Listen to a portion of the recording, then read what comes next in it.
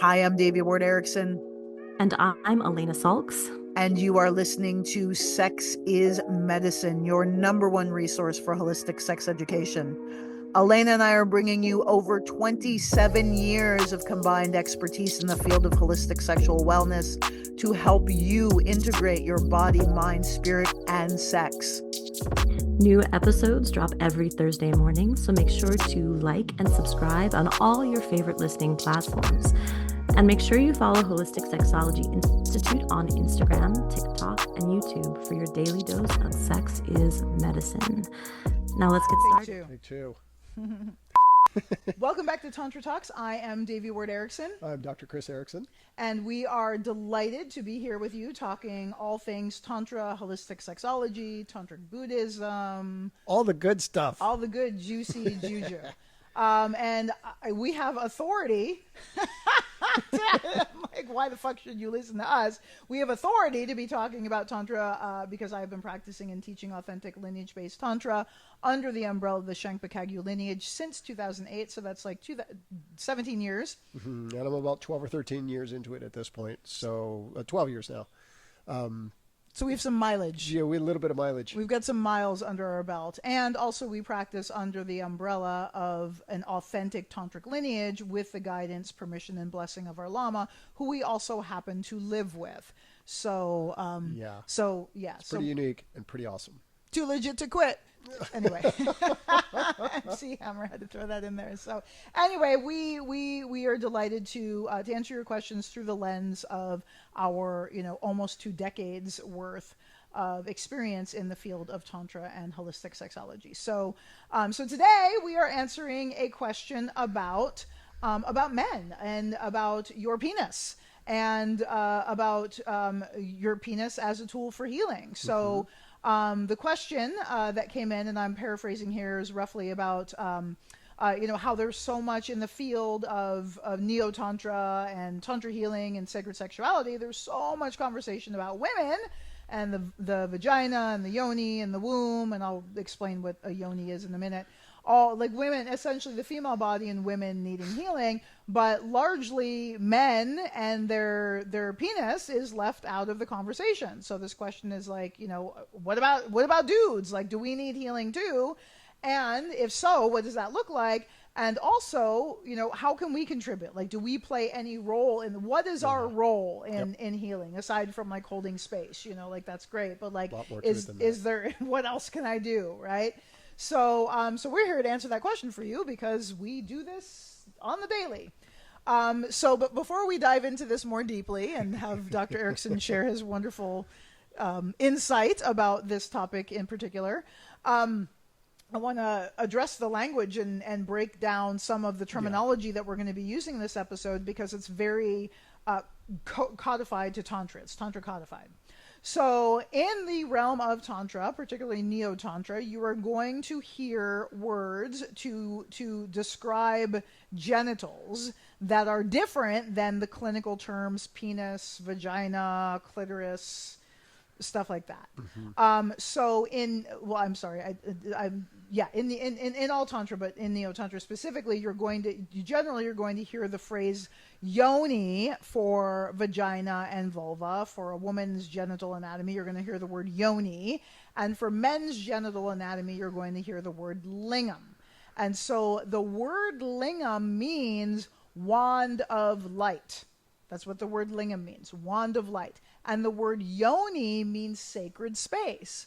Mm-hmm. So in heterosexual intercourse, essentially, the man is putting his wand of light into a woman's sacred space. And that's a beautiful, very poetic, very, tantric way of imagining sexual intercourse, right? It's got beauty and poetry in it. And in Taoism, the terminology that I'm aware of, there may be other terminology, but the terminology I'm aware of is a man's penis is referred to as a jade stalk or a jade stem, and a woman's vagina is referred to as the jade gate or the jade palace. So again, you're being exposed to more poetic, like I'm going to say pretty, poetic and pretty language, as opposed to the clinical language that we have in Western culture, which is very penis, sterile. very sterile. There's no fucking poetry to penis, or or you've got the derogatory terms like cock, which I like cock. in all the ways you could pretend that means. Yay. In all the ways that word has meaning, that is true for me. But other words, dick, prick. I don't know what else. What else do they call your? There's all kinds of stuff. Rooster, beating the meat, wang. There's all kinds of ridiculous stuff. And some of them are funny, and some of them are just derogatory. And then for women, that's like there's pussy, which I also like pussy in all the ways imaginable by that word. Me too. Oh, we share that. That's one of our common interests. Fair enough. And also, there's cunt, there's twat, there's all the words, there's way more. I think there's way more derogatory words for female genitalia than there are for male genitalia. Yeah, I mean, within the English language anyway, the terms are either clinical or just crude. Yeah, clinical or crude. Thank you. Yeah, so there's no real balance, and where's the room for anything else? Yes. So that's the beauty of, I guess, some people say appropriating or co-opting tantric language, Sanskrit and Taoist language, and we're going to get into Buddhist in a minute. Is because we're deprived, y'all. In Western culture, we're deprived. We're from terminology that is poetic and beautiful about sexuality, because Western culture in general does not view sexuality as beautiful. There's no beauty in it. It's like you get clinical or you get porn, right? And that's it, right? So that our language is the language we use is a reflection of the concepts in our culture, and I think it's very interesting and very poignant that the Western culture has no poetic terminology for sexuality, or even that alludes to the sacredness of sexuality, because that concept simply does not exist in Western culture. Really sacredness and sex as a concept does not actually exist in Western culture. We actually have to appropriate shit from other cultures because we've been so deprived in this culture of that concept. So then in Buddhism, and that's the terminology we're going to use throughout this episode, is Buddhist Tantric terminology from Tantric Buddhism, because that's what we do. And so in this case, we have Vajra, or Dorje for men, for the man's penis. Vajra and Dorje both meaning indestructibly hard diamond scepter, or divine thunderbolt of wisdom. So dudes, I want y'all to kind of sit with that. I'm going to invite you to rest in bliss for a moment and listen to instead of having a penis or a cock or a wiener, you have, motherfucker, what you are packing in your pants is an indestructibly hard diamond scepter and a divine thunderbolt of wisdom. Sign me up for that shit. Yeah. And then instead of testicles or ball sack, you have elixir-filled jewels. It's a huge reframe. Elixir. And so in another episode, we were talking about how for you guys in Western culture, you're culturally conditioned to view your semen as waste product. Meanwhile, in Tantra, it's elixir, y'all. It's like life-giving fucking nectar. That's what that shit is. That is precious, precious, precious vital fluids. It's elixir, and you have elixir-filled jewels. So, walk around with that in your pants instead of a cock and balls. True. And then for women, we have a lotus, which is the flower that represents the blossoming of human consciousness. So I've got a human consciousness blossoming in my pussy, y'all. So, for real, Chris can tell you all about it. It's true. But it's a lotus. And then also mandala. And mandala or mandala, however you say that word, wherever you put that emphasis, is a portal into a Buddha realm. Yep. So my pussy is a portal into a Buddha realm, and Chris can definitely attest to that. Sometimes it's a portal into a demon realm. I'm just going to say, we got some cleanup to do. times. A few times, but otherwise, that was just to get through. That was like the guards. They're just guarding the gate. That was that's guarding all. the gate, and then it's a portal to a Buddha realm. So that's the language, the terminology we're going to reference for this episode, because that terminology is very important in reframing your relationship to your sexual organs. Instead of just these, meat sausages things that give you pleasure if you beat it, you actually have a divine thunderbolt of wisdom.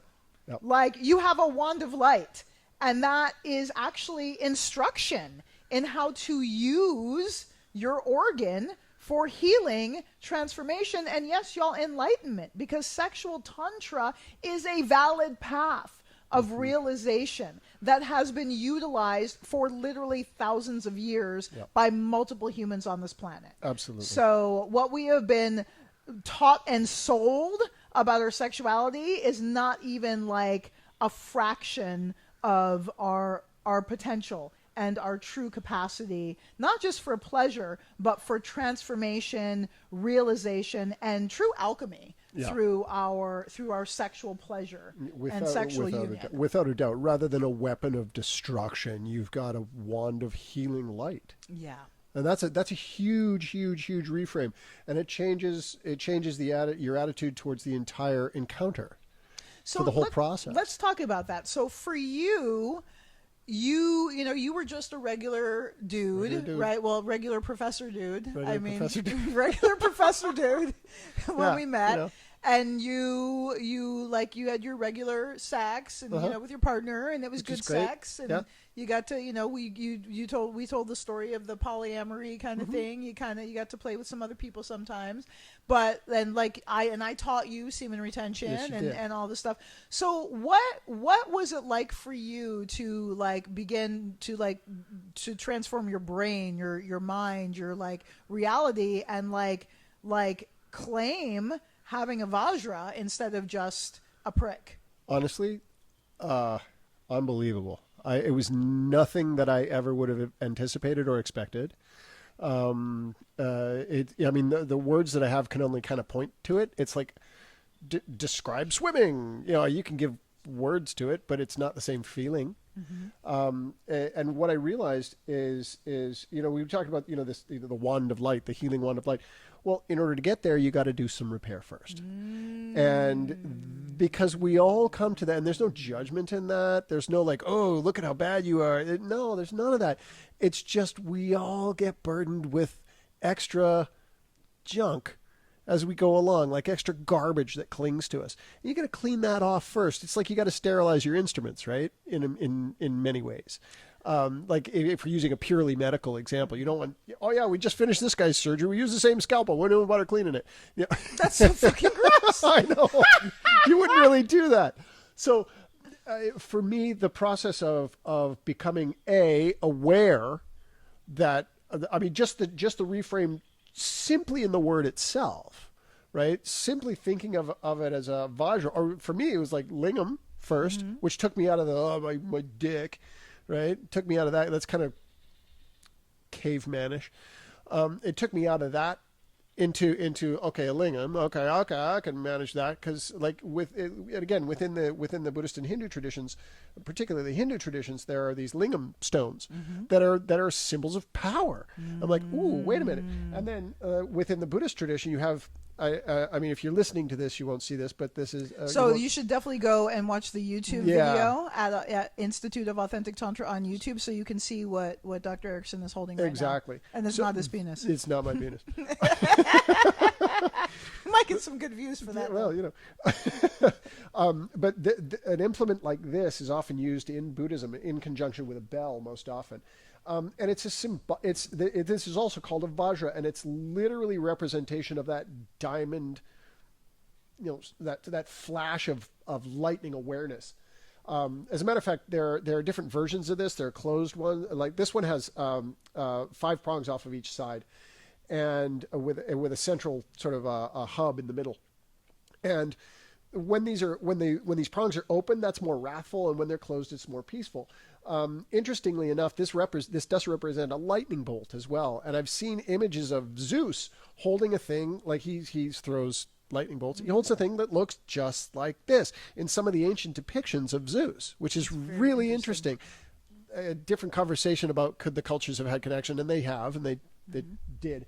But it's really interesting to see that sort of crossover. But in order to become aware of this thing between your legs as something other than an obstacle or something to get rid of or something that gets in the way of your spiritual growth or something that's meant to destroy and ruin and wreck. Beat that pussy up. Yeah, exactly. In order to get it, you have to dissolve those understandings within yourself, and it begins there, and it starts literally with the language, because Vajra does not carry the same connotation as cock or dick, right? It's Those are different. kind of violent. So they really are. I just want to pause for a moment because I want to feel I feel that when you say that. So I'm going to invite you as our audience to feel the difference in vibration between Vajra and prick. Prick is like, it's harsh. Yeah, right? It's almost like violent or dick. There's a it's like abrupt edge to it. Yeah. Versus Vajra or Lingam. There's like a softness and an invitation. It literally takes more time to say. You have to slow down a little bit even to say it. Yeah. Which is and that's everything in the Tibetan tradition, in the Tantric tradition, is symbolic. Everything. And so that's why you can think of it. Yes, it's literal. Yes, it's a reproductive organ, and it's also symbolic, and it's also, and when you begin to tune into the symbology, when you begin to tune into what it means and what it refers to behind the scenes, then all of a sudden it's a tool that can be used completely differently. Right? Yeah, and you mentioned dissolving. So I love that, like, absolutely, y'all, so much of your path of blossoming into Tantra, if this is your path, or sacred sexuality, or just your humanity because you're interested, right? Yep. So much of that is about dissolving the bullshit that we have been spoon-fed from birth. So a lot of this is just the dissolution process. It's not actually about becoming anything new. It's about dissolving everything that we're not and all the barriers between us and our ultimate nature. Absolutely. Right? That's what it's about. But so you talk beautifully about dissolving, but I also want to like presence that, like, yes, part of what we're dissolving is our cultural conditioning, but there's also some real fucking trauma. Oh my God, yes. That y'all men have to go through in order to claim your Vajra, to claim your empowerment. And you went through that process. Like, I remember when we first started training together, like there was so much trauma in your body and in your genitals. I remember our first few, hands-on sessions, like you cried for most of the session because there was so much and the trauma. So, like, this goes back to the original question, like, trauma is not unique to people with vaginas. No. And sexual trauma is not unique to people with vaginas. And sexual trauma can look different for men than it does for women. Like, it can be the same. It can be same in many cases, but it can also show up very differently because of the culture that we live in. Yeah. And so a couple key things that I want to note here are infant male circumcision is a profound fucking trauma. We will do another episode on this. I did many on my Sexist Medicine podcast, so if you haven't checked out Sexist Medicine, go ahead and do that. Just like search circumcision, because I've got multiple episodes on how fucking horrific that is and how that, like, how it distorts and damages your healthy sexuality as a man later in life, and like our pleasure as women. So listen to those episodes, because that's a massive trauma that can be repaired and healed, at least, if not fully like regenerating the foreskin, at least the wound, the impact of the wound, the psychological, emotional, and physiological impact of that wound can be healed to a degree. And then also, you know, other cultural traumas that men experience, which you can speak to more than I can. So well, this is the thing. You know, I was born in an era where literally my parents didn't even think that they had a choice whether or not to circumcise me. Yeah.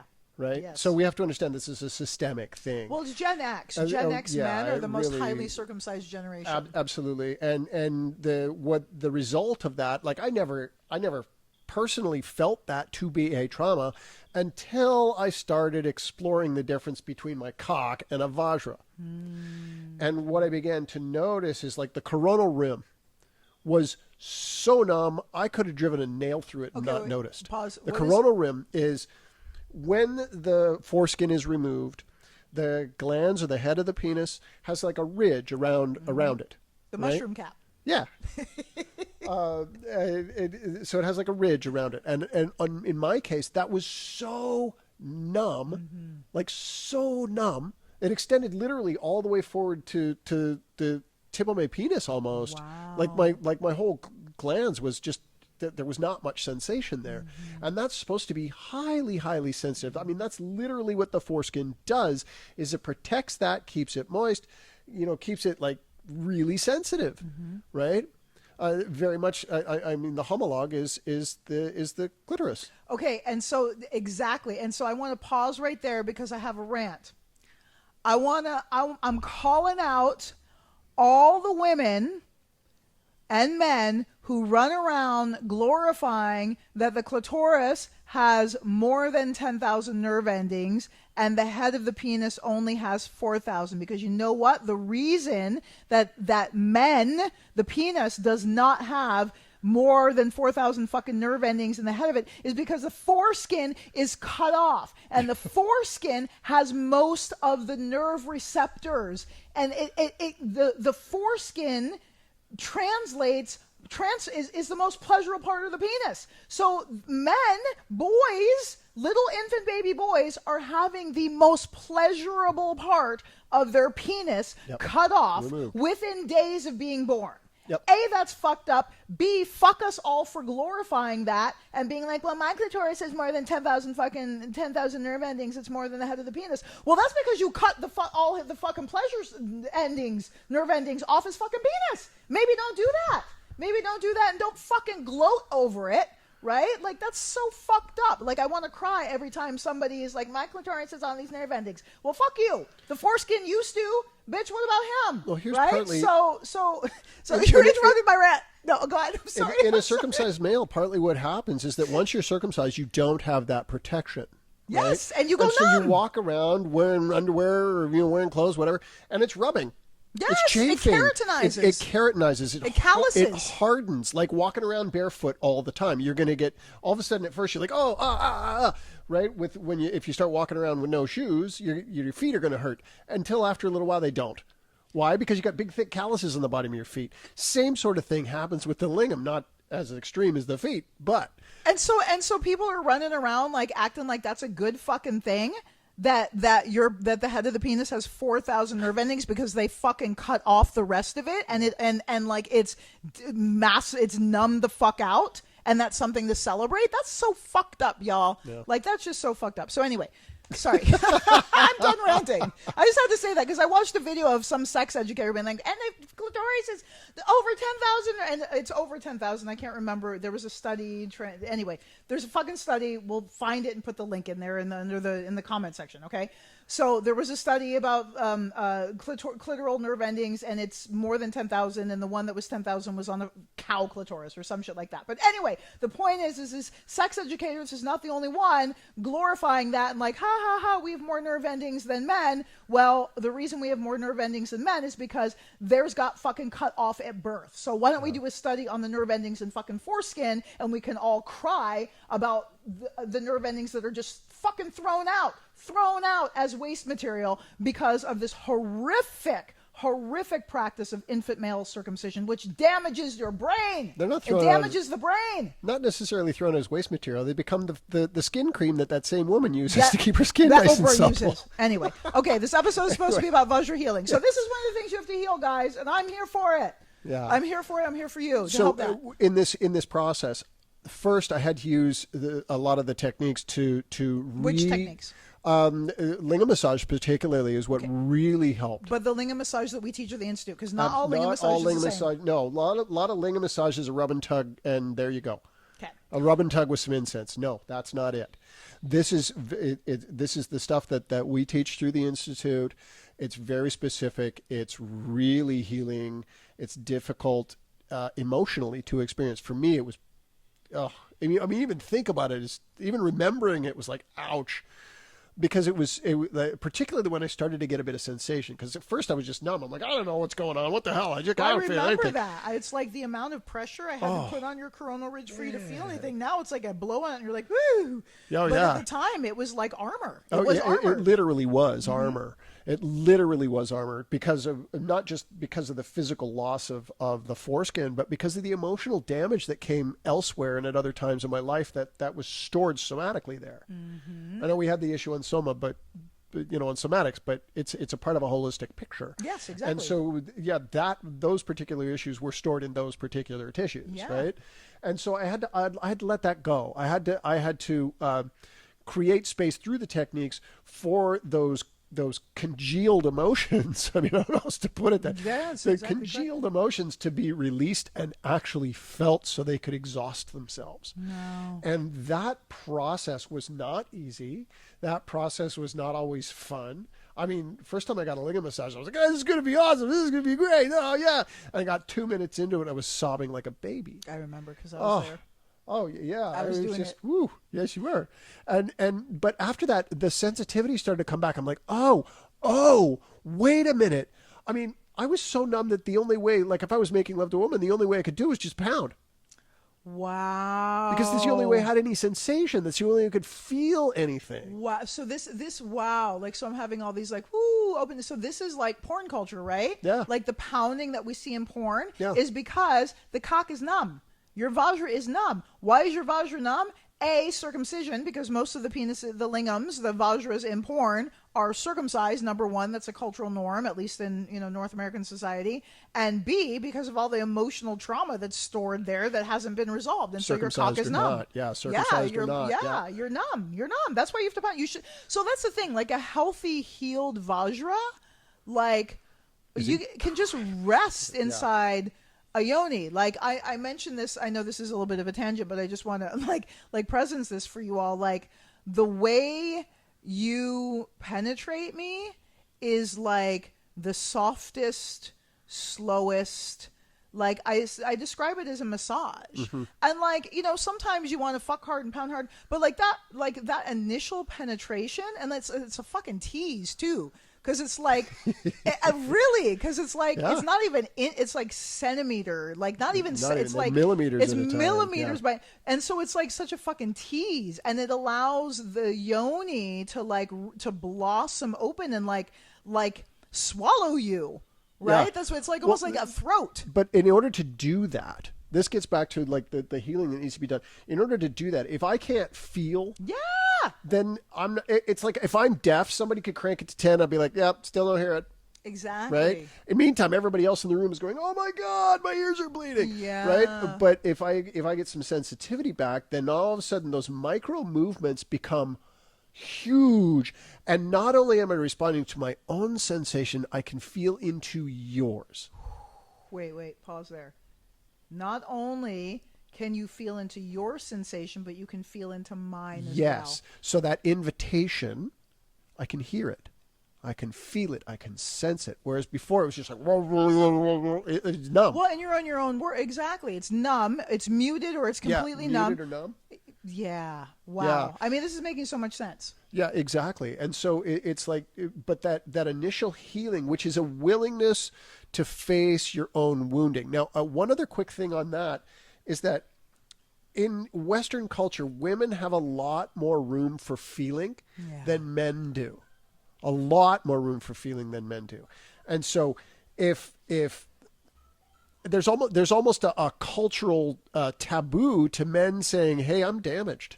Hey, I have some wounding here. Unless it's like a war wound and my fucking leg got blown off. You got room for that. But particularly emotional But in like wounds. emotional wounding, Good grief! Well, like, what are you, a pussy? Yeah. I mean, that's being a put down. Yep. Right. Exactly. So there goes the violence of that word again. terminology. Even though that's being, again, that's reclaimed by some, it's used in other circles as a violent put down. Exactly. And so first of all, so you have to, as a man, you have to be able to get beyond that. You have to say, hey, hang on a second. I have a right to my own feelings.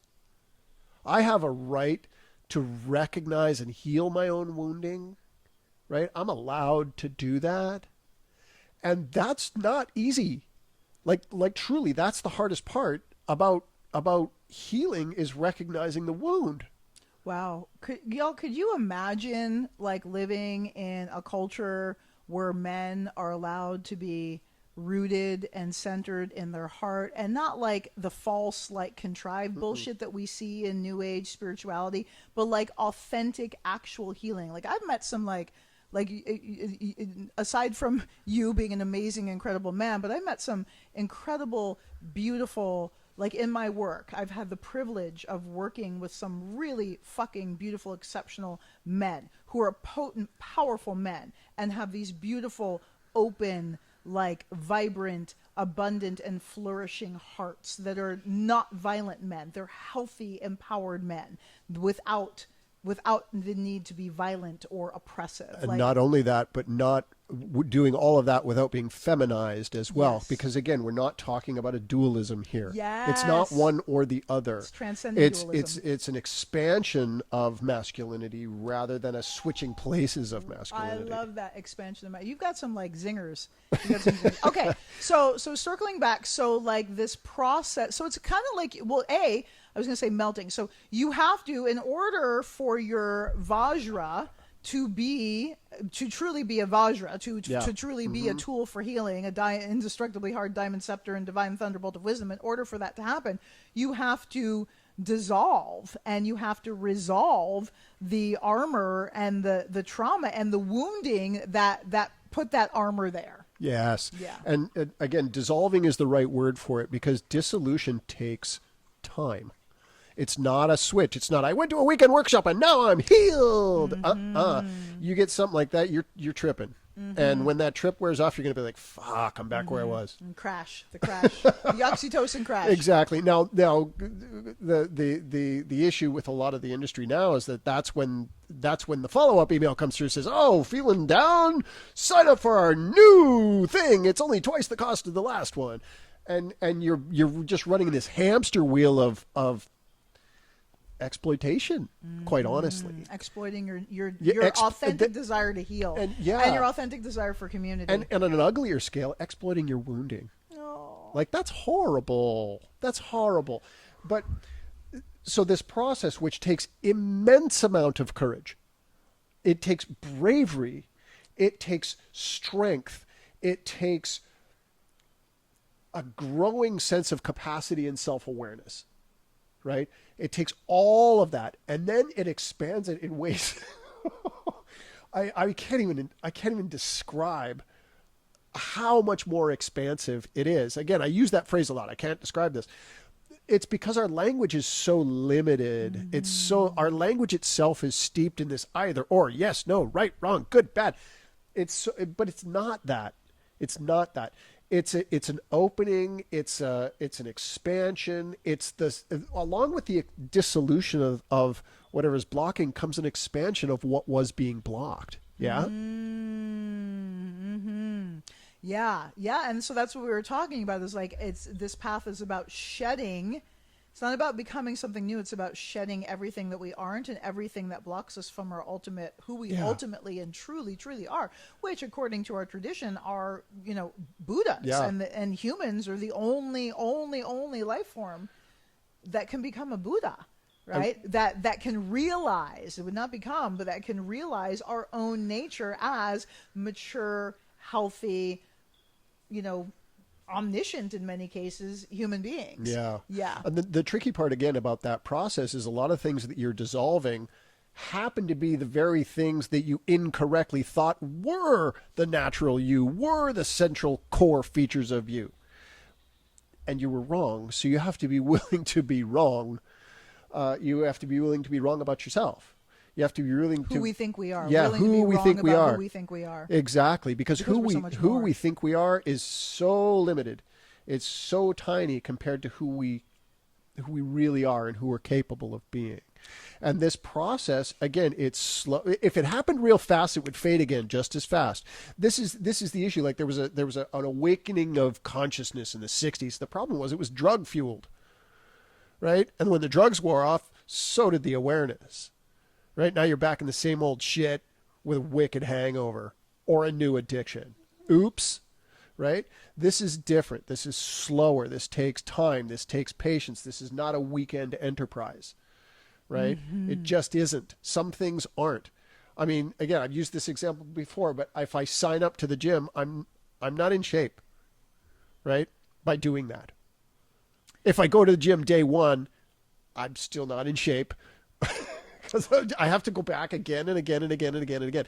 And with these practices, with the dissolution process, you have to confront these things that are blocking you, that are numbing you out again and again and again, noticing the subtle shifts, because it's subtle until it isn't. Mm-hmm. Like Tantra is very much a game of subtlety. And if you're looking for the big, massive explosions, maybe you get them from time to time. Sometimes you do, but there's a lot of slow motion that goes on before that. Well, and that's the thing, is the subtle becomes profound. Oh, absolutely. Right? When we have the space to notice it and to be present with it and to invite it. And like you were talking about in another episode about like all these different orgasms that, precisely. Like what was once subtle becomes fucking overwhelmingly amazing, like overwhelmingly blissful. So I wanted to circle back to something, and I can't remember what now. So go on. All right. So once sensation, like physical sensation, comes back, once the awareness of like, oh yeah, that's a trauma, and that might still pop up every now and again, but now I can see it and not get wrapped up in it. Mm-hmm. All right. Once that starts to happen, then you can start actually utilizing, because you start utilizing the tool that you were given, a Vajra as a Vajra as a healing tool. Because what happens after I do some house cleaning, that's not enough, because I got to bring it out. Right? Mm-hmm. I mean, this is one of the difference like within Buddhism, you got three different paths. You got the Theravada, sometimes called the Hinayana. You got the Mahayana and the Vajrayana. In the Mahayana and Vajrayana, in Theravada, in sort of the initial path, it's like the idea is, I want to be free, I want to be liberated, I want to be enlightened. For me. Okay, so great, but the other two paths are like, yeah, what about everybody else? And so being enlightened yourself is great, but it's more fun with friends. But yeah, it's way more fun with friends. But at the same time, like, what about everybody else? What makes you think that you are separate from everybody else? And so the Mahayana and Vajrayana paths start to look at, through this concept of bodhicitta, this is selfless compassion in many ways. Well, so compassion for self and others. But let's not go down too deep down that rabbit hole, because I want to keep the focus on using the Vajra for healing. Absolutely. But what I'm saying is, to use it as healing, you need to cultivate that sense of compassion. My partner needs healing as much as I did, right? How can I be assistance? How can I help? How can I support? How can I support it? Well, and I want to say even more than just like, so yes, there's how can I support it, and like my partner needs healing, but also like, it's like, this profound union. So it's not like every time we make love and you are present and connected, your penis becomes a Vajra. Yeah. And it's not like we enter into every lovemaking like, okay, we need to have healing. Nope. It's like oftentimes it's like we're the priority is connection and celebration. And then healing, or the need for healing, may or may not arise as a result of that. It's like you never know which way shit's going to go, which is, but so it's like, what I'm hearing is like this ability to be responsive to what's arising in the moment, and then also just having a Vajra, like just having a divine thunderbolt of wisdom, is the embodiment of you healing. Right? Yes, it is. This is empowerment for men. This is like, what does an empowered man look like? like this is it. Having a Vajra, having a wand of light, having a tool that you can use for healing and or just for optimizing fucking pleasure, which also is healing, but for optimizing pleasure. And for pleasure for others, you can give pleasure. And you can also cultivate your own pleasure. It's like you're no longer I'm going to use the word that's coming is enslaved. It's a horrible word, but you're no longer dependent. That's the word I want to use. You're no longer dependent on somebody else for your satisfaction, for your sense of fulfillment. And this is true for, Vajra owners and Lotus owners as well. So either way. So it's I just want to presence that like the healing is like, yes, your Vajra is for healing, but your Vajra is also just, that is like how you emanate as a sexually mature male. Yeah. This is your birthright. Like knowing your penis is this powerful tool that you have choice and control over is your birthright. That is the sexual maturity that has been withheld from you as a man in this culture. You have power from root to crown. You are empowered, and you can like just be present with that power, but you can also share that power and extend that power and also be met. Like I also want to like talk in this about like your Vajra for healing, but ladies, we want to heal our yonis too, so that we can be in this position of mutual and shared healing, right? So like some days it's your Vajra, or sometimes it's your Vajra sending healing energy to me, and other times it's my yoni healing energy to you. So there's this beautiful balance of when we are both doing our homework, or have both done our homework and continue to do our homework, because there's no end, this is infinite. As we continue to do our homework, we continue to match and meet each other in our growth. And the thing is that I can't be sensitive to your needs if I'm not first sensitive to my own. I can't be attuned to you if I'm not attuned to myself. Yeah. And that process of becoming attuned to yourself, that's where you clear out all the garbage. That should be like, oh my God, that's standing in the way. Right? And dissolve that. And that allows, again, more space for me to be more attuned to myself, which allows me to be more attuned to you. So what do you recommend for this? Like, how did you do this? Because a lot of this healing, it's like, it's great when it shows up in partnership, and it's great when it happens in partnership, but what is the process if our listeners and viewers are like, okay, like I want a Vajra. I want to claim my Vajra. What was the process for you? For me, the process involved a lot of trust. I needed a guide. I leaned heavily into, quite honestly, the fact that a lot of these practices have lineage behind them, which for me, being a Western trained academic, that's a large N data set over a long period of time saying this shit works. Thousands of years. Yeah. And as you do it, you're like, oh, wait, that did work. The other thing what really kicked it into gear is when I let go of the idea of I've got to get to this place and I got to do it by 4:37 p.m. I mean, like, let go of the goal. Yeah, let go of the whole corporate business mentality of here's your task for the day and they got to be done by this time. You let go of the goal and you begin to explore the subtleties. So when I started tuning into the subtleties, they themselves became their own reward. But how did you turn into subtlety? So what I'm trying to get you to say is you did a lot of linga massage. There was a lot of solo practice, guys. So that's the thing. Yeah. That's the tons. So tons. you're gonna masturbate. Like, you guys are gonna masturbate, Yeah. right? That like some dudes do it like every day. Like, you're going to masturbate. Why not transform your masturbation into a healing practice and do some of this play, this homework, this home play that Dr. Erickson is describing, like tuning into subtleties, all of that happens with meditation, movement, connection to self, and cultivating authentic, intentional pleasure. Yes. That's how tuning into those subtleties occurs. It's through your sexual and spiritual yoga practice. That is the purpose of spiritual and sexual yoga. It is to cultivate your self-awareness. And if you're going to masturbate, why not make that shit count? Yeah.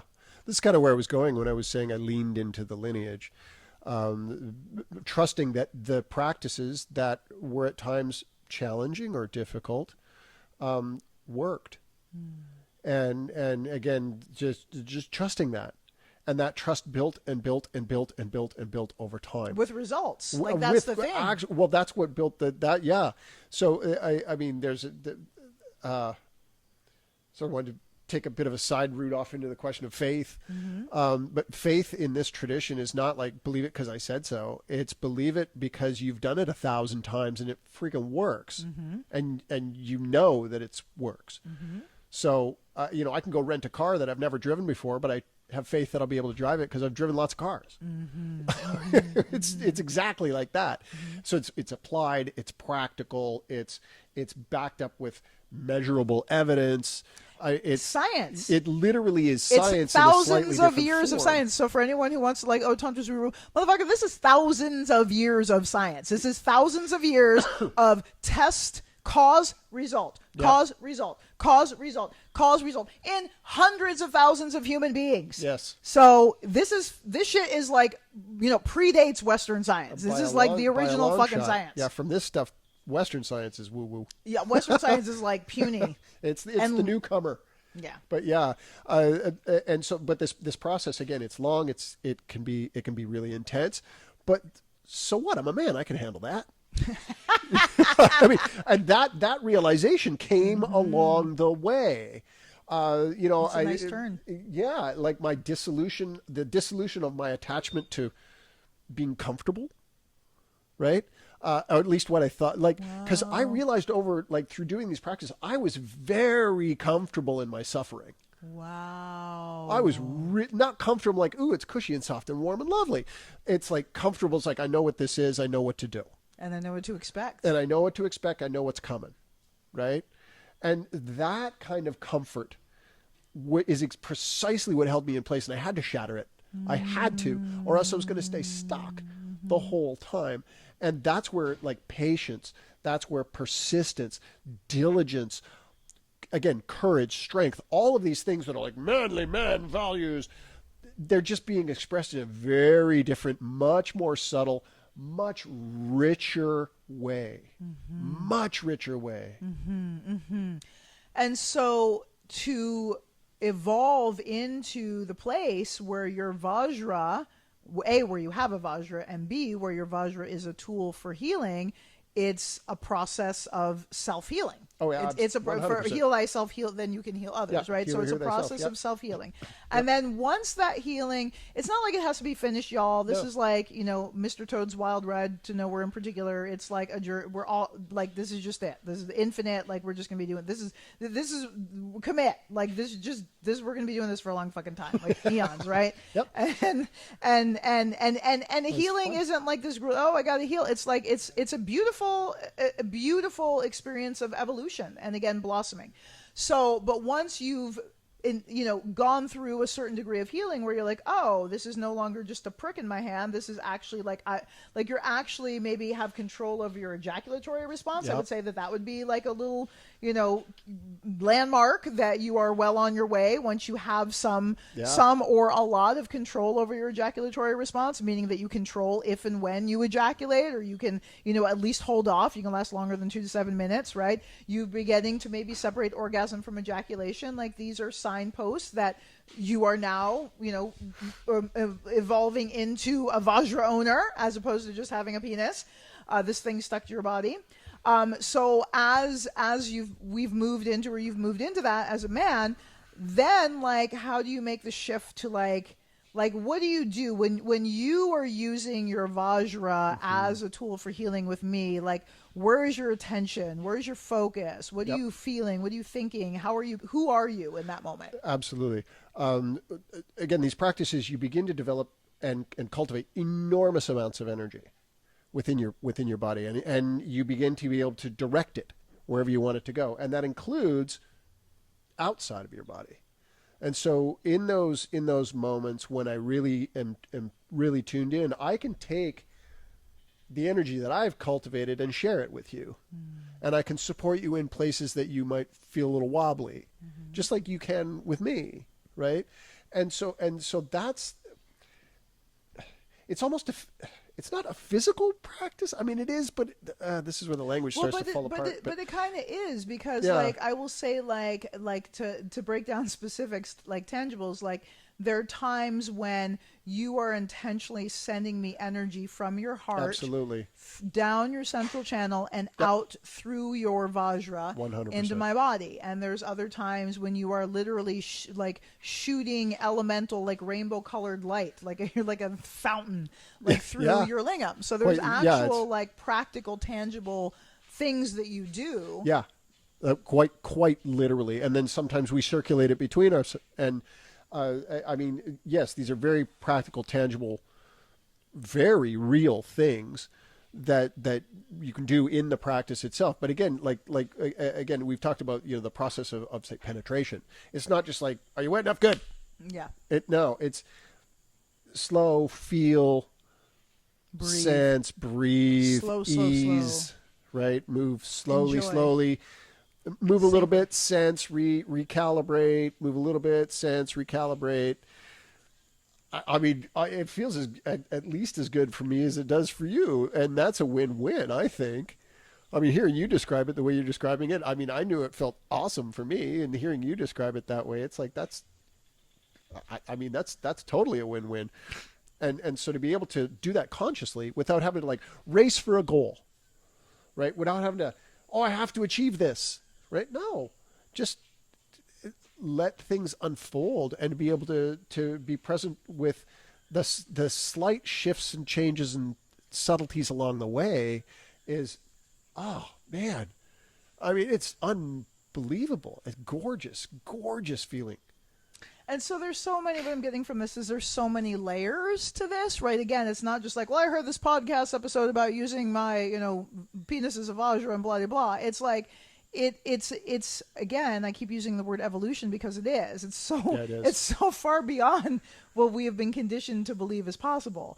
But it's also like so accessible. Undeniably possible. It's so undeniably possible, and it's so accessible, and it's so normal. Yeah. Like, and it's like, this is what should be happening. Like we should have access to this. We should be being taught this from the time we're children, that this is our potential and that this is what we are capable of as humans. This is a depth of connection. This is a depth of healing. This is the depth of potency that we have. And so there's so many facets to this in terms of, there's the recognizing that we have trauma, right? And what some of those traumas most likely are for your lingam, for you as a male. Like, what are some of the normalized traumas in this culture? Mm-hmm. And then having the courage Yeah. to confront those and dissolve those. And then also having a dedicated sexual yoga practice where Yeah. you are attuning to the subtle energies of your body and learning the rhythm and the pace of the breath and the beat and the pulse and all of that of your sexuality. And then, as you cultivate mastery with that, then having the authentic, loving desire to share that energy with a partner and allowing that heart flow to transmit through your lingam. That's the thing for me in terms of the Vajras. A Vajra is a penis that is fully in union with the heart. Right? It's not divorced from, this culture teaches men to divorce their head from their cock and their heart from their cock specifically, right? Their heart from their cock. And a Vajra is it's an integrated penis. It's integrated head, heart, and Vajra. It's one organism. You are working together, body, speech, and mind in sync as one organism. So that's what a Vajra is. A Vajra is a penis that has been reintegrated into the heart, and it's a whole that makes it a whole, like a whole well-rounded penis, entire right? and complete, organ. And so the process of using your Vajra as a tool for healing. I know folks were like, I thought there was an easy answer to this. There's not an easy answer to healing, y'all. Because humans are complex and our traumas are fucking complex. And so there's not an easy answer. And if we're always looking for an easy answer, I think we're selling ourselves short because Yeah. we're capable of so much more and we have the capacity for so much more. So a Vajra is an integrated penis, is an integrated, a Vajra owner is an integrated man, and who has done the homework of deconstructing and dissolving these blocks to bliss, these Yeah. obscurations to your true and ultimate nature, and has compassion and generosity Yeah. of spirit, heart and spirit, to offer that healing energy or to share that healing energy with his partner or partners, depending Yeah. on how you roll. And just to reemphasize that point, that sort of scheduled, persistent Diligence. yoga practice is solo to begin with. Yes, and solo. it has to be, I think, because other than that, you're literally casting garbage everywhere, Mm-hmm. and so that house cleaning is something you have to do, Mm-hmm. that you have to do for you, right? It's not anything that anybody else can do. Nobody else has access to your own internal emotions the way that you do.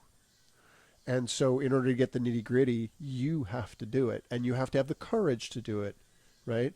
And it really helps to have the training to do it. Mm-hmm. It really helps to have the training to do it. It's not something like, oh, I heard this term and I'm going to give that a try, and that's it. Mm-hmm. It's like, I want to be in the Olympics and I heard there's this thing called a pool. Mm-hmm. Good luck. Right? Good luck. Chances are somebody's going to be picking you up off the bottom rather than giving you a medal. But Yeah, so the training. the training, and again, this is That's yoga. Yeah, the training in these practices, the training in the mindfulness practices that are used. So we talk about union of bodies, but it's also union of practice modalities in many ways. So the meditation is not a separate thing from the movement, which is not a separate thing from the connection or the pleasure. They're woven together. They have to be. Right? And proper guidance on all those fronts is really, really, really important. Like, that's huge, because as you get into this, like, oh my God, what's going on?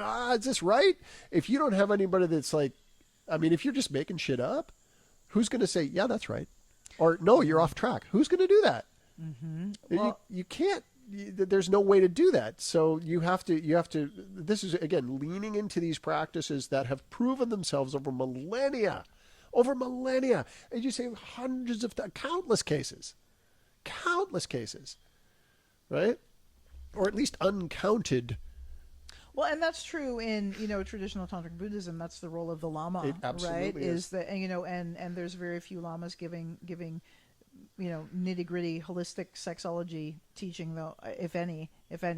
Our lama offers tantra, but the holistic sexology is our jam. So Yep. so with that, anything else about Vajra as a tool for healing? Well, I guess I just want to say, men, I love you. I love men. I love men. And I didn't always. I had a lot of trauma about men, but I did my homework and I healed, and I realized not all men. And I healed my pain about the men who harm me. I healed my pain with some of the men who harm me. And I'm in a place where now in my life, I love men, and I want you to evolve. I want you to claim the power that has been withheld from you deliberately in many cases. And I want you to become the empowered Vajra owner that you truly are, so that you can bring that medicine to not just the women in your life, but to your family and your career and your peers and your community. Yep. We deserve that. We deserve all of you. Yeah. So, and you deserve it too. So, with that, and anything you want to say? Send in your questions. We love them. Send in your questions. We love them. And find out more about our healing programs at authentictantra.com. We do have an ejaculation mastery program if you want to begin the process of separating orgasm from ejaculation. Yep. We do include a lingam massage in that, taught by our amazing co-founder, Elena, who is so amazing, who also loves men and cock. Don't hate me for saying that, Elena, but I know you do. And with that, we out. Stay tuned for the next episode of Tantra Talks. See you next time. Too legit to quit. Too legit. You've been listening to Sex is Medicine, your #1 resource for holistic sex education. Make sure you like and subscribe to Sex is Medicine on all your listening platforms and follow us on Instagram, YouTube, and TikTok, where you can get your daily dose of Sex is Medicine videos and episode recaps. Also, make sure you register for your weekly dose of Sex is Medicine at holisticsexologyinstitute.com and send us your questions, please, at questions@holisticsexologyinstitute.com. Thank you so much for listening to Sex is Medicine.